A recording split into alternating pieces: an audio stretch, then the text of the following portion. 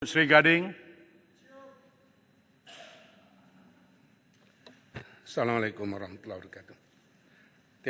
Tuan Pengerusi, Sri Gading akan membahaskan berkaitan dengan perpaduan negara dan integrasi nasional. Kita bersyukur pada Allah SWT kerana kita dapat bersama-sama duduk dalam Dewan yang mulia ini, walaupun berbagai kaum dan bangsa, dan kita telah termasuk dalam kalangan orang dewasa. Tetapi kadang-kadang bila saya berada di sini, saya merasakan kita memperbincangkan perpaduan negara dan integrasi nasional. Tetapi apa yang kita perlihatkan, pertuntunkan kepada rakyat di luar sana seolah-olah tidak wujud dalam diri kita sendiri sebagai pemimpin untuk menunjukkan bahawa kita menjadi tunggak kepada perpaduan dalam negara kita sendiri.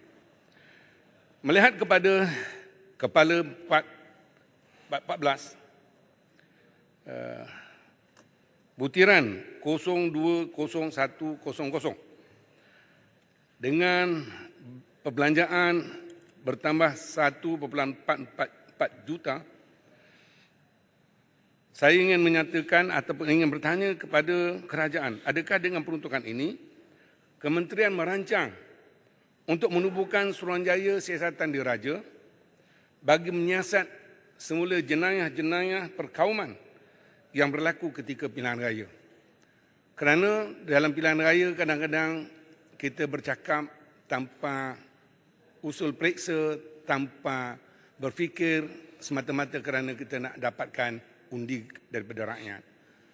Berbagai perkataan fitnah, berbagai perkara-perkara yang tidak sewajarnya kita utarakan, akhirnya menjadi suatu perkara yang tidak benar, dan saya mencadangkan seandainya Suruhanjaya Siasatan Diraja ini boleh ditubuhkan dan menyiasat perkara-perkara yang berkaitan.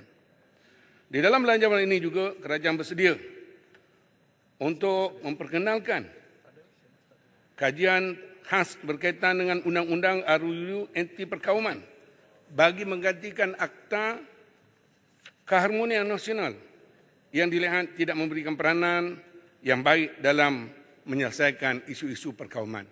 Kerana ini juga boleh memberikan satu tanggungjawab kepada mereka yang mungkin terlepas daripada perkara-perkara yang tidak sewajarnya, sama ada dalam tulisan dia, dalam ucapan dia, ataupun apa-apa tindakan yang tidak sewajarnya dilakukan, khususnya oleh kita sebagai pemimpin.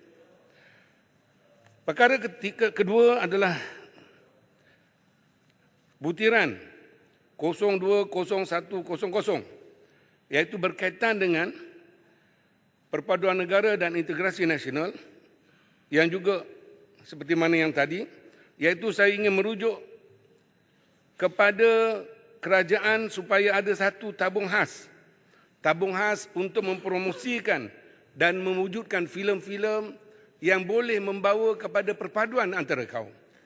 Kalau tadi ramai di kalangan ahli-ahli dalam parlimen menyebut tentang anak-anak, tetapi kita pun dapat melihat bagaimana filem ini boleh menyatukan rakyat. Filem ini boleh membuka minda rakyat untuk kita melihat sama ada sejarahnya, sama ada hubungan kaum tempat pekerjaan kita. Dan ini memberikan satu gambaran yang baik sebagaimana yang telah ditunjukkan oleh filem yang pernah diarahkan oleh Yasmin Ahmad sebagai contoh mu'alaf dan juga talent time. Jadi ini satu perkara yang baik untuk kita, janganlah hanya cerita kisah hantu, kisah cinta yang tidak berkesudahan. Dan dalam peruntukan perpaduan dan integrasi nasional, meminta kementerian memberikan sedikit penerangan adakah terdapat perancangan-perancangan baru, pendekatan-pendekatan baru supaya pendekatan lama tu yang mungkin kurang sesuai, tidak berapa berkesan untuk mewujudkan perpaduan di kalangan masyarakat yang lahir daripada pemimpin yang ada depan mata mereka. Apa yang perlu kita buat? Jadi kalau boleh terangkanlah supaya pendekatan baru yang lebih segar, bugar untuk kita dapat tunjukkan kepada rakyat bahawa pemimpin itu gambaran kepada perpaduan.